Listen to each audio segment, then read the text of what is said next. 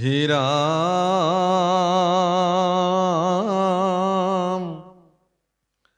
এতেকে নলাগে কুহি আছু বিদ্যমান অন্তকালে ভকতি মিলাইবে মহাজ্ঞান। বাপসকল, এগৰাকী গুৰুৱে যেতিয়া শিষ্যক দৃঢ়তা দিব তাৰপিছত আৰু বেলেগ প্ৰয়োজন নাই। গুৰু সুখদেৱে মহাৰাজ পৰীক্ষিতৰ প্ৰতি ক'লে যে এই ব্যৱহাৰিক কথাখিনি তুমি যদি জানা, এতেকে নলাগে কহি আছু বিদ্যমান অন্তকালে ভকতি মিলাইবে মহাজ্ঞান। তোমাৰ জীৱনৰ অন্তঃকালত যিখিনি ভক্তিৰ প্ৰয়োজন হ'ব ভগৱন্তক স্মৰণ কৰি এই জগত পৰিত্যাগ কৰিবৰ কাৰণে, সেই সামৰ্থ্যৰে তোমাক সামৰ্থ্যৱান কৰি তুলিব। মই তোমাক গুৰু হিচাপে এনেকুৱা আশীৰ্বাদ গুৰুৰ পৰা প্ৰাপ্ত হোৱাটো পৰম সৌভাগ্যশালী জনৰ জীৱনতহে প্ৰাপ্ত হয়। হে ৰাম ভকতিত আছে যত জ্ঞান বিৰকতি, জানিয়া কৃষ্ণৰ পাৱে ধৰা দৃঢ়মতি।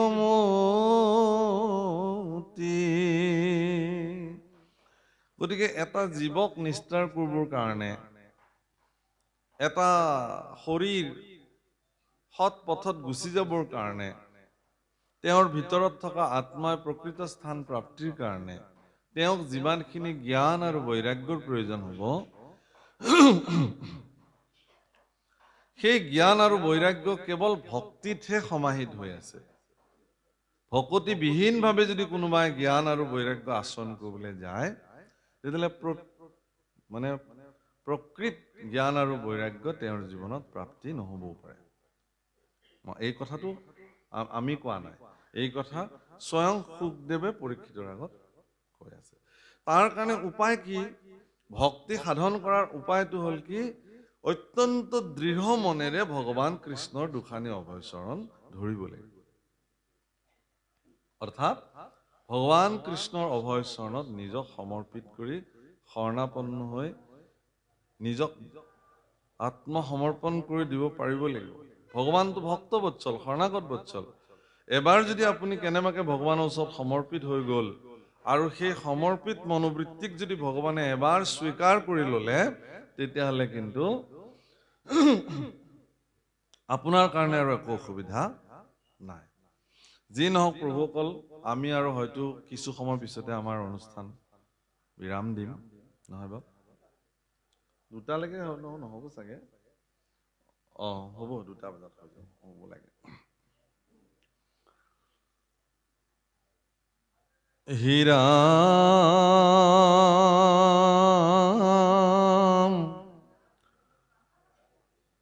কৃষ্ণৰ ৰাম কৃষ্ণৰ চৰণ চিন্তে চিন্তা হৃদয়ত, কৃষ্ণৰেখে অংশময়ী মানিবা মনত,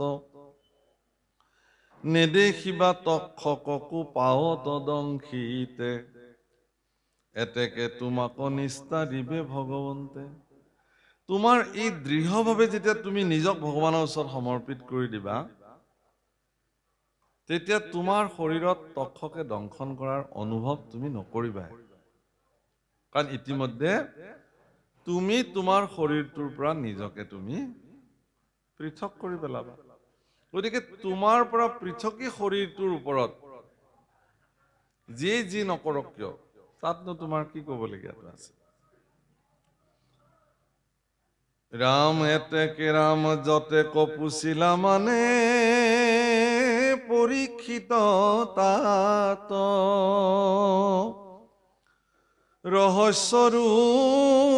ৰহস্য কহিলো তোমাত, জগতৰে আত্মা যিটো কৃষ্ণ কৃপাময়, কৰিলো বিদিত তান যত চেষ্টা চয়। তোমাক মই ৰহস্যৰো ৰহস্য কথা কলো। কাক কলে প্ৰভুসকল? পৰীক্ষিতক কলে। কিন্তু দৰাচলতে আপোনালোককহে কলে। অত্যন্ত ৰহস্যৰো ৰহস্য কথা, গুহ্যতমৰো গুহ্যতম কথা, আভ্যন্তৰৰো আভ্যন্তৰীণ কথা আপোনালোকৰ আগত বৰ্ণন কৰিলে। কোনে?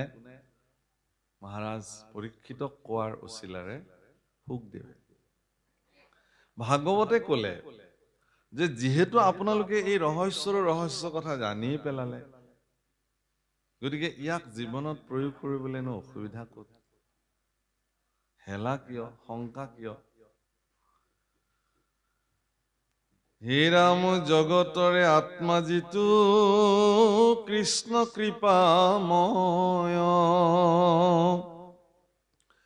কৰিলো বিদিত তান যত চেষ্টাচয়, তোমাৰ কি শোকমোহ গুচিল নিশ্চয়, আউৰ কি উপজে মনে মোহ মৃত্যু ভয়।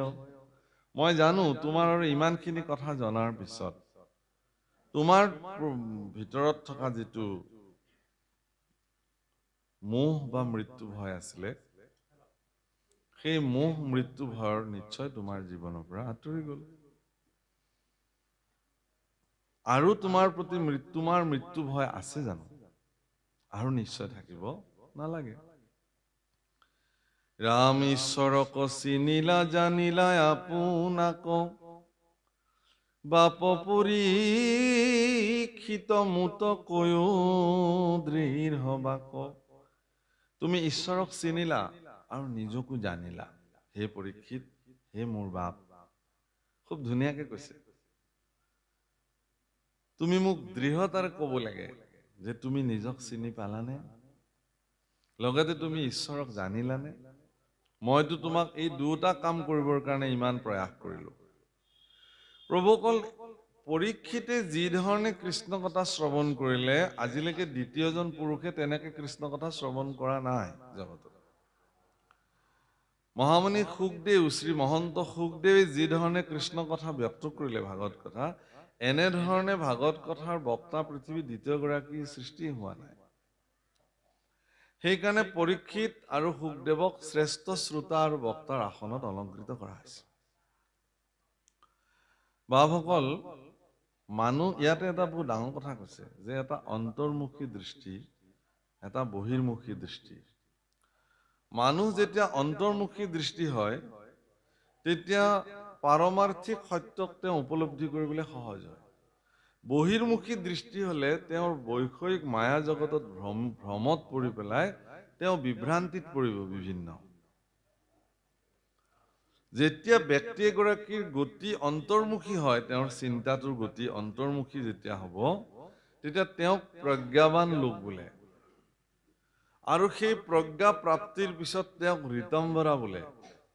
তেওঁতকে আৰু শ্ৰেষ্ঠ কোন হ'ব পাৰে?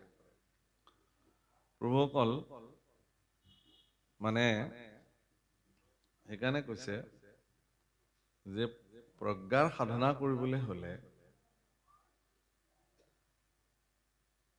মানে আটাইতকৈ ডাঙৰ কথাটো কি, যে তেওঁ যি কথা শাস্ত্ৰত শ্ৰৱণ কৰিলে, সেই কথাটোক তেওঁ উপলব্ধি কৰিবও পাৰিব লাগে। পৰীক্ষিতে যি কথা শুনিছিলে তাক এক এক কথাক মৰ্মে মৰ্মে উপলব্ধি কৰিছিল। সেইকাৰণে পৰীক্ষিতৰ জীৱনত ভাগৱত 100% প্ৰায়োগিক দৃষ্টিমান হোৱা দেখা যায়। শুকদেৱে উপলব্ধিৰ মাধ্যমেৰে ভাগৱত কথা কৈছিলে। আজিকালি এনে বহুত ভাগৱতী বা ভাগৱত ব্যাখ্যাকাৰ দেখা যায়, যিসকলে নিজে কিবা বুজি পাওক নাপাওক আনক বুজাবৰ কাৰণে বহুত প্ৰয়াস কৰে। সমস্যাটো তাতেই হ'ল। নিজে তেওঁ বুজি নাপাব পাৰে, কিন্তু আপোনাক বুজাবৰ কাৰণে তেওঁ প্ৰয়াস কৰে। সেইকাৰণে কি কৈছে যে যস্য নাস্তি স্বয়ং প্ৰজ্ঞা শাস্ত্ৰম কিম কৰতি, লোচন অভ্যাম বিহীনস্য দৰ্পণঃ কিম কৰিষ্যতি। যেতিয়া এগৰাকী ব্যক্তিৰ প্ৰজ্ঞা ভিতৰত থাকিব, তেওঁ শাস্ত্ৰ শ্ৰৱণ কৰিলে সেই শাস্ত্ৰৰ মৰ্মাৰ্থ তেওঁ উপলব্ধি কৰিব। যদি প্ৰজ্ঞা নাথাকে, প্ৰজ্ঞাবিহীন, তেতিয়াহ'লে তস্য কিম কৰোতি শাস্ত্ৰম, শাস্ত্ৰই তেওঁ কি কৰিব প্ৰশ্ন কৰিছে। শুনিলে বাৰু তেওঁ ভাগৱত দিনে ৰাতি, গালু বালু খলাকুটিৰ তাল হাতীক গা ধোৱা আৰু তেওঁলোকক ভাগত শুনোৱাগে উদাহৰণ কি দিছে লোচন অভ্যাম চকু হাল সেইকাৰণে লোচন অভ্যাম বুলি কৈছে দুটা চকু দুটা যাৰ চকু নাই তেওঁক আইনা এখন দেখুৱালে দে বাৰু কি লাভ হ'ব লোচন অভ্যাম বিহীনস্য দৰ্পণঃ কিম কৰিষ্যতি দৰ্পণ তেওঁৰ কাৰণে প্ৰয়োজনেই নাই শাস্ত্ৰ ভাগৱত আপোনাৰ কাৰণে এখন দাপোন শাস্ত্ৰ দাপোনত প্ৰথমতে নিজক চিনিবৰ কাৰণে প্ৰয়াস কৰিব লাগে মই কেনেকুৱা সেইখন দাপোনত আপোনাৰ পৰিচয় নিজে নিজে ওলাব স্বৰূপ বুলি কয় স্বৰূপ আপোনাৰ স্বৰূপ আপুনি নিজৰ স্বৰূপ যিদিনাখন উপলব্ধি কৰিব সেইদিনাখনে আপুনি ভগৱানৰ ওচৰত শৰণ ল'ব পাৰিব স্বৰূপ উপলব্ধি নকৰাকে শৰণ লোৱা সকল সমৰ্থবান নহয় সাফল্যমণ্ডিত নহয় স্বৰূপ নিজৰ স্বৰূপ জানিব লাগিব তেওঁ স্বৰূপ মানে কিহৰ কাৰণে স্বৰূপ মনুষ্যসকল বিশেষত স্বৰূপ জানিব লাগে বাৰিষা যিবিলাক পখিলা ৰং বিৰঙী পখিলা ফুলত উৰি ফুৰে আপোনালোকে ধৰি পেলাই চাবচোন তাৰ পাখিবিলাকত যিমান নিখুঁত পৰিকল্পনাৰে যিবোৰ চিত্ৰ অংকন কৰে পখিলাবিলাকত ইখন পাখিৰ লগত ইখন 1 মাইক্ৰ মানে হেৰিও মানে ইফাল নহয় ইমান নিখুঁত পৰিকল্পনাৰে সেই চিত্ৰ কোনে আঁকে এইবিলাক কোন এনে ভাস্কৰ্য শিল্পী সেই লতাটোৰ ভিতৰতে লেটাটোৰ ভিতৰতে থকা পখিলাৰ গাত এইবোৰ আঁকিবলৈ সেইজন সৃষ্টিকৰ্তা প্ৰভু ভগৱান নিজে স্বয়ং অৰ্থাৎ কেইদিনমানৰ কাৰণে পৃথিৱীত বসতি কৰা খুব কম দিনৰ কাৰণে পৃথিৱীত আয়ুস লৈ অহা এটা পখিলাৰ গাত ইমান নিখুঁতভাৱে যিজন সৃষ্টিকৰ্তাই নিৰ্ভুল চিত্ৰ অংকন কৰিব পাৰে আৰু আপোনাক তেওঁ কেনেধৰণে নিৰ্মাণ কৰিছে এবাৰ ভাবকচোন মানুহক তেওঁ কিমান নিখুঁত আৰু নিৰ্ভুলভাৱে নিৰ্মাণ কৰিছে সেই কথাটো উপলব্ধি কৰিব লাগে উপলব্ধি কৰিলে আপুনি যে মনুষ্য হৈ আহিছে আপুনি যে এটা শ্ৰেষ্ঠ জীৱন লৈ আহিছে এইটো উপলব্ধি হ'ব ভগৱানে নিজৰ স্বৰূপ চাবৰ কাৰণে মনুষ্যক হেনো জন্ম দিছিলে মনুষ্য ৰূপেৰে নিজৰ স্বৰূপ উপলব্ধি কৰিবৰ কাৰণে গতিকে আপোনাৰ জন্ম ইমান সহজ নহয় দুৰ্লভ্য মনুষ্য জন্ম সেইকাৰণে দুৰ্লভ ঈশ্বৰৰ স্বৰূপ প্ৰাপ্তি হোৱাটো গতিকে আপুনি যিদিনাখন ভাগৱত দাপোনত শাস্ত্ৰ দাপোনত আপোনাক চাব আপুনি সিদিনাখন স্বৰূপাৰ্থত আপোনাৰ স্থানত ঈশ্বৰক আপুনি দেখিব যে মই নহয় দেখোন এইজন তুমিহে ভগৱান মই বুলি নিজকে ইমান দিনে ভাবি আছিলো এই যিটো উপলব্ধি স্বৰূপ উপলব্ধি হে পৰীক্ষিত তোমাৰ মনত এই উপলব্ধিটো হ'ল নে নাই মোক দৃঢ়তাৰে তুমি কোৱা হে বাপ এজন গুৰুৱে তেতিয়ালৈকে শিষ্যক নেৰে নহয় যেতিয়ালৈকে তেওঁৰ দৃঢ়তাটো নাহিব শৰণ দিব লাগে দিলে আৰু লেঠা গুৰুৰ লগতো শিষ্যৰ সম্পৰ্ক নাই ঈশ্বৰৰ লগতো গুৰুৰ সম্পৰ্ক নাই এনেকুৱা নহয় ন গুৰু শিষ্য পৰম্পৰা ভাৰতবৰ্ষৰ এক বিশেষ পৰম্পৰা ই মালাৰ নিচিনা গাঁঠি আহে জগতলৈ সেইকাৰণে সকলোৱে গুৰুভাৰ ল'ব নোৱাৰে গতিকে আমাৰতো তাহান্ত বিদায় নাহি আমাৰ পৰম গুৰু বুলি শংকৰদেৱকে আমি গুৰু মান্যতা কৰিছো হৃদয় বেদীত মহাপুৰুষ বিদ্যমান হৈ আছে গুৰু ৰূপেৰে কিন্তু মহাপুৰুষ শংকৰদেৱ যে আমাৰ পৰম গুৰু কৃষ্ণই যে আমাৰ ইষ্টদেউ তাক বাস্তৱিক অৰ্থত দেখুৱাবৰ কাৰণে আপোনাক এগৰাকী নাম অঞ্জনীয় গুৰুৰ প্ৰয়োজন আছে যাক আমি শৰণাচাৰ্য বুলি কওঁ অধিক সত্ৰাধিকাৰ বা যিসকল আমাৰ গুৰুস্থানত বহি আছে তেওঁলোকে আপোনাৰ সেই স্বৰূপ উপলব্ধিত সহায়ক হ'ব বিষয়টো হৈছে এনেকুৱা যে তুমি যদি বুজি পোৱা নাই তেতিয়াহ'লে গুৰু হিচাপে মোৰ কৰ্তব্য আছে মই তোমাক আকৌ বুজাবৰ কাৰণে প্ৰয়াস কৰিবই লাগিব আধৰুৱাকৈ মই তোমাক এৰিব নোৱাৰো সেইকাৰণে ইয়াত কৈছে তুমি মোক দৃঢ়তাৰে কোৱা তুমি ঈশ্বৰক চিনিলানে নাই নিজক জানিলানে নাই ৰাম আৰু বুজিবাক যদি আছে বা প্ৰবন্ধ বোলা পুনৰূপী তেবে কহোঁ বাৰস্কন্ধ যদি আকৌ বুজিবলৈ তোমাৰ আছে, তেনেকুৱা প্ৰবন্ধ যদি মোৰ কৰিবলগীয়া আছে, প্ৰবন্ধ মানে যত্ন, মই তেনেকুৱা যত্ন যদি কৰিবলগীয়া আছে, মই আকৌ তাতকেও যত্ন কৰোঁ তোমাক। কিন্তু তুমি যিহেতু মোৰ শিষ্যত্ব গ্ৰহণ কৰিলা, তোমাক মই বুজাবই লাগিব, ঈশ্বৰক মই তোমাক চিনাবই লাগিব। সেইকাৰণে গুৰুৰ যিটো সংজ্ঞা, গুৰুৰ সংজ্ঞা একাদশ স্কন্ধত ঈশ্বৰ পুৰুষে উদ্ধৱৰ আগত কি বুলি দিছে, এই যে সম দম এইবোৰ যে সুধিছে, তাত গুৰু কোন বুলিও সুধিছে উদ্ধৱে, যে গুৰু কোন। এক আখাৰত মাত্ৰ এটা লাইনত মহাপুৰুষ শংকৰদেৱে লিখি থৈ গৈছে, আমাকো চিনাৱে গুৰু কৃপাময়। ঈশ্বৰ পুৰুষে কৈছে যে মোক যিজনে চিনাই দিব পাৰে তেওঁৱেই গুৰু তোমাৰ। যদি মোক চিনাই দিব নোৱাৰে তেওঁ গুৰু হ'বই নোৱাৰে। যি কি নহওক, আৰ নৃপতিৰ মুখকনি ৰেখি কৃপাময়,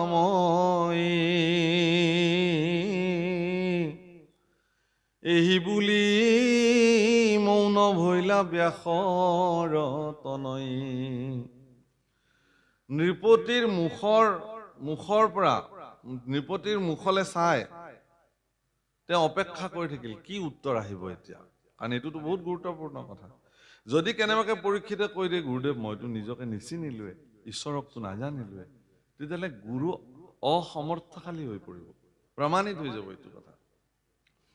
মহাপুৰুষ মাধৱদেৱে তৰ্ক কৰিবলৈ আহিছিল শংকৰদেৱৰ ওচৰত।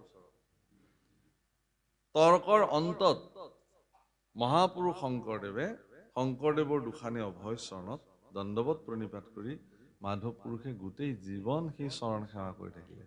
তেওঁ জানিলে যে এইগৰাকী সামৰ্থ্যশালী পুৰুষ, নিশ্চিত ৰূপেৰে মোৰ জীৱনৰ যি ৰাস্তা মাৰ্গ এইটো এখেতে দেখুৱাব পাৰিব, মোৰ স্বৰূপ উপলব্ধি কৰোৱাত এখেত সামৰ্থ্যশালী, ঈশ্বৰক চিনাৰ যিটো ৰাস্তা তাৰ কাৰণে এখেত সামৰ্থ্যশালী। সেইকাৰণে দৃঢ়তাৰে এগৰাকী সামৰ্থ্যশালী গুৰু নিৰ্ণয় কৰি মহাপুৰুষ শংকৰদেৱৰ দুখানি অভয় চৰণত মাধৱ পুৰুষে চিৰদিনৰ কাৰণে সমৰ্পিত। সেইকাৰণে হে প্ৰভুসকল, এইটোও ঠিক যে যদি মহাপুৰুষ শংকৰদেৱৰ জীৱনত মাধৱ পুৰুষ সংযোগ নঘটিলহেঁতেন, তেতিয়াহ'লে মই ভাবোঁ যে মহাপুৰুষ শংকৰদেৱৰ জীৱনতো অনেক কাম আধৰুৱা হৈ ৰ'লহেঁতেন। সেইকাৰণে এনেকুৱাকে আমি ভাবোঁ যে শংকৰদেৱৰ দৰে এগৰাকী সামৰ্থ্যশালী গুৰুক প্ৰাপ্তি হোৱাটো মাধৱদেৱৰ জীৱনৰ ভাগ্য। আৰু মাধৱদেৱৰ নিচিনা এগৰাকী বিচক্ষণ বুদ্ধিসম্পন্ন পাৰদৰ্শী শিষ্য হিচাপে পোৱাটো মহাপুৰুষ শংকৰদেৱৰ জীৱনৰ পৰম সৌভাগ্য, পৰিপূৰক দুটা। নহ'লে মানে কোনোবা বোলে দুজন শিষ্য বোলে আহি বোলে গুৰুক ধৰিলে, বোলে গুৰুদেৱ আমাক শৰণ দিয়ক, দিলে শৰণ, বোলে আমি এতিয়া কি কৰিব লাগিব, বোলে নাম ল'বা আৰু যোৱা ঈশ্বৰৰ নাম ল'বা। বোলে গুৰুদেৱ আমিতো নাম লৈয়ে থাকো, ইয়াতকে ওপৰৰ কিবা সাধনা আছে যদি কওক। বোলে তেতিয়াহ'লে তোমালোকক মই মহাভাৰত ক'ব লাগিব। বোলে গুৰুদেৱ আমি চব জানো মহাভাৰতৰ কথা, তাতকে ওপৰত কিবা আছে যদি। গুৰুৱে বোলে ভাল শিষ্য পালো, মোৰ এতিয়া কি অৱস্থা হ'ব। বোলে বেদৰ কথা ক'ব লাগিব, বোলে বেদ আমি জানো, এইবিলাক আমি শেষ কৰিছো, তাতকে ওপৰৰ কিবা তত্ত্ব আছে, এই ভগৱান। বোলে গীতা কওঁ, গীতাত যে আত্মতত্ত্ব আছে, শৰণ তত্ত্ব আছে, কৈছে গীতাও জানোৱে মোটামুটি, তথাপি আপুনি যিহেতু ইমান ক'ব খুজিছে কওক। গুৰুৱে ক'লে মই তোমাক গীতা মাহাত্ম্য কম এতিয়া, কওক। মাহাত্ম্য বুজালে শিষ্য। মাহাত্ম্যত কি কথা উল্লেখ আছে? সর্বোপনিষেদ গাব দুগ্ধা গোপাল নন্দন, সুধীর ভক্তা পার্থ সুধীর ভক্তা, আৰু কি বুলি কৈছে? গীতামৃত দুগ্ধম গীতামৃত মাহাত্ম্য, মাহাত্ম্যৰ শ্লোক বহুত ব্যাখ্যা কৰিলে এইখিনি কথা, খুব দোহাৰিলে। সুন্দৰ, বুজি পাইছা? পাইছো, একদম ক্লিয়াৰ, বোলে ক্লিয়াৰ। খালি এটা কথাই বুজি নাপালো গুৰুদেৱ, বোলে কি? এই যে তাতে শ্লোকটোত যে দুটা গাধৰ কথা ক'লে, সেইটো তাৰমানে দুগ্ধা মানে খিৰাওতা, সেইটো গাধ শুনিলে তাহাঁতে। বোলে সেই গাধ দুটাৰ কথা আপুনি নকলে নহয়। গুৰুৱে ক'লে মোৰ সেই গাধ দুটাৰ কথা ক'বলৈ পাহৰি গ'লো, ভাল কথা তোমালোকে যিহেতু মনত পেলালা। বোলে সেই এটা গাধ তই নিজেই আৰু এটা গাধ মই, তোৰ নিচিনা শিষ্যক যে মই শৰণ ভজন দিলো সেইটো গাধ মই। সেই দুটা গাধৰ কথাই গীতা মাহাত্ম্যত উল্লেখ কৰিছে। কি কম আৰু প্ৰভুসকল, হয়নে কথাটো? সেয়া বুজাইছে আপোনালোকে, মইনো আৰু মূঢ়মতি ইমান কি বুজাম। আপোনাৰ সব পৰম এই ক্ষেত্ৰত অগ্ৰণী ভূমিকা লৈছে সামাজিক ব্যৱস্থাত, যিয়ে নহওক। গতিকে গুৰু শুকদেৱে পৰীক্ষিতৰ পৰা সমিধান বিচাৰি তেওঁৰ মুখৰ ফালে চাই থাকিলে। কাৰণ তেওঁৰ এই 7 দিন 7 ৰাতি ভাগৱত কৰাৰ যিটো শ্ৰম, সেই শ্ৰম এতিয়া পৰীক্ষিতৰ মুখৰ পৰা ওলোৱা এটা বাক্যত নিৰ্ণায়ক ভূমিকা লৈ ল'ব। প্ৰভুসকল, মই যে আজি 11টা বজাৰ পৰা ইয়াত এই 2টা বজালৈকে ভাগৱত কলো, আপোনালোকৰ পৰা কি সিদ্ধান্ত আহিব এতিয়া, সেই সিদ্ধান্ততে নিৰ্ভৰ কৰিব মোৰ 11 বজাৰ পৰা 2 বজালৈ কৰা ভাগৱতৰ পৰিশ্ৰমৰ নিৰ্ণায়ক ফল। বুজিছে ন কথাটো? আৰু সেইকাৰণে তেওঁ একদম অপেক্ষাৰে, অধীৰ অপেক্ষাৰে পৰীক্ষিতৰ শ্ৰীমুখৰ পৰা কি বাণী ওলাব সেইটো বহুত গুৰুত্বপূৰ্ণ। ইয়াৰ পিছৰ অধ্যায়ত এই সম্পৰ্কে বৰ্ণন কৰিব। আজিও আমি তালৈ যাবই নোৱাৰিম। উপদেশ অকমান আহিছে, উপদেশখিনি গাই মহাপুৰুষে কিনো উপদেশ প্ৰদান কৰিলে তাকে কৈ আমি আমাৰ বাণীক বিৰাম দিম। মূলতে কৃতজ্ঞতা জনাইছো সমীৰণ হাজৰিকা দেৱলে, প্ৰভুলে। আপুনি আমাৰ নিচিনা মূঢ়মতী এগৰাকীক বোলান দি আনি কৃষ্ণ কথা কোৱাৰ সুযোগ প্ৰদান কৰিলে। আৰু মোৰ একালৰ সতীৰ্থ, মোৰ বন্ধু বুলি ক'বলৈ আচলতে হেৰি লাগে অকণমান, বহুত ওপৰৰ চিন্তাৰ লোক তেওঁ, আনন্দ বৰাদেউ, তেখেতকো মই কৃতজ্ঞতা জনালোঁ আৰু আপোনাৰ খবৰ প্ৰতি আভাৰ ব্যক্ত কৰিলোঁ। ইমান সুন্দৰকে শৃংখলাবদ্ধ দৃষ্টিভংগীৰে খুব সুন্দৰকে আপোনালোকে কৃষ্ণ কথা শ্ৰৱণ কৰিলে, ভাগৱত কথা। আৰু গতিকে আমাৰ যদি ক'ৰবাত ভুল ত্ৰুটি হৈছে, আপোনা খবৰ দাস বুলি যেন ক্ষমা কৰি দিয়ে, এইখিনি প্ৰাৰ্থনা জনালোঁ। আৰু সমগ্ৰ এইখিনি ৰূপহী মুখ, ভটীয়াপাৰ এই অঞ্চলবাসী ৰাইজ ইয়াত আহি উপস্থিত হৈছে, সকলোৰে মংগল কামনা কৰিলোঁ ভগৱানৰ ওচৰত। আৰু আপোনাক সব যিসকল দূৰ দূৰণিৰ পৰা শ্ৰোতা, মোৰ অনুগামী শিষ্যসকলো আহিছে, সকলোকে ভগৱন্ত পুৰুষে কুশলে ৰাখক, মংগলে ৰাখক, তাৰ কাৰণে সকলোকে ভগৱানৰ ওচৰত প্ৰাৰ্থনা কৰিলোঁ। আৰু আপোনাৰ খবৰ দৰে সজ্জনৰ পৰা আমিও আশীৰ্বাদ বিচাৰিলোঁ, আমাকো যেন ভগৱানে জীৱনৰ শেষ নিশ্বাসলৈকে যেন কৃষ্ণ কথা কৈ যাব পাৰোঁ, এইখিনি আশীৰ্বাদ বিচাৰিলোঁ। আপোনাক সবে কৃপা কৰিব। উপদেশখিনি গাই আমি অনুষ্ঠান সামৰিম। ৰাম নৃপতিৰ মুখক নিৰেখি কৃপাময়, এহি বুলি মৌন ভৈলা বেশৰ তনয়। শুনা সামাজিক জন কৃষ্ণৰ চৰিত্ৰ, শুনন্তে কৃষ্ণক পাইলা ৰাজা পৰীক্ষিত। নাহিয়াত পৰে মুখ্য পন্থ সংসাৰত, বেদান্তৰ সাৰ ইটো মহাভাগৱত। বৈকুণ্ঠৰ ধৰ্ম ইটো পৰম অমৃত, শুকমুখে ভৈলাই আশী কলিত বিদিত। মহন্তৰ মুখে আক কৰ্ণে কৰা পান, আৰ এতেকে লোভিবা সুখে বৈকুণ্ঠ তুস্থান। হে ৰাম হেনয় উপদেশ দেৱ, নমো হেৰা কৃষ্ণ নাথ দিয়ক সম্প্ৰতি।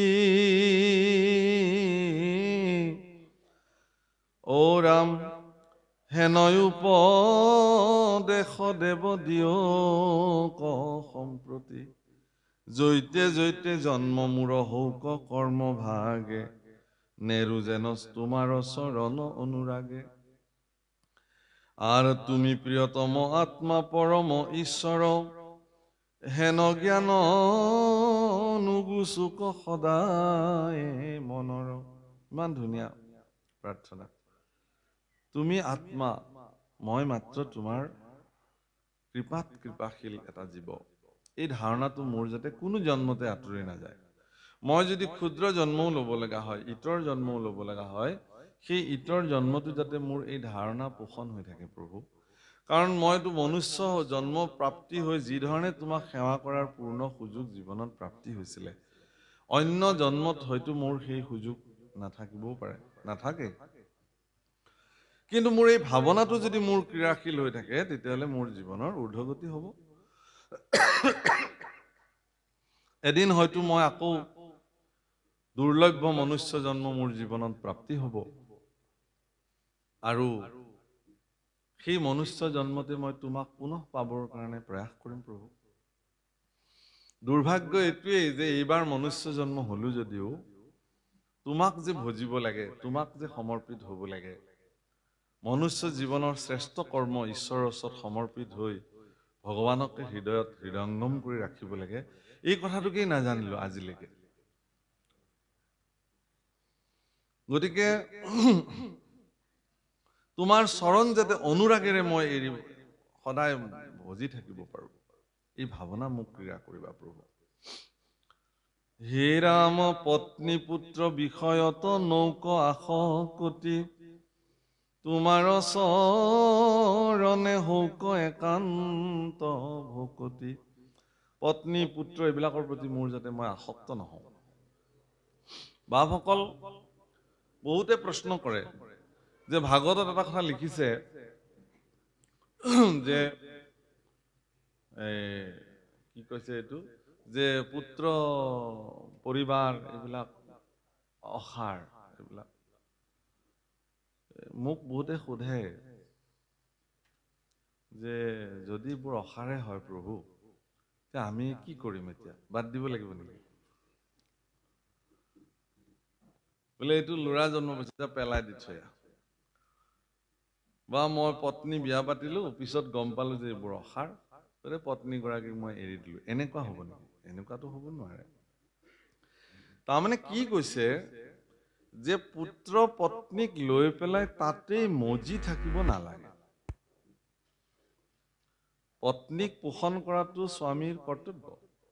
পুত্ৰ কন্যা জন্ম দিলে তেওঁলোকক উচিত প্ৰকাৰে যোগ্য পাত্ৰ কৰি তোলাটো এগৰাকী পিতৃৰ ধৰ্ম। কিন্তু সেইবোৰ কৰিবলৈ যাওঁতে যদি আপুনি ঈশ্বৰ সেৱা পাহৰি যায়, তেতিয়াহ'লে সেইটোহে বিসংগতি হ'ব। সেইবিলাকৰ প্ৰতি আপুনি আসক্ত হ'ব নালাগে। আসক্ত মানে যিটো এডিক্টেড হৈ যায়, একদম মোৰ বেলেগ কথা নাই আৰু, এইটোৱে কথা, এনে নহয়, সেইটোহে কৈছে। হে ৰাম হৰি ভকতৰ সংগ হৌক সৰ্বক্ষণে, তোমাৰ চৰিত্ৰ কথা শুনিবো শ্ৰৱণে, সুখে দুখে মুখে মূৰ নচাৰোক নাম, তেবে সে নিস্তাৰো সবে বোলা ৰাম ৰাম।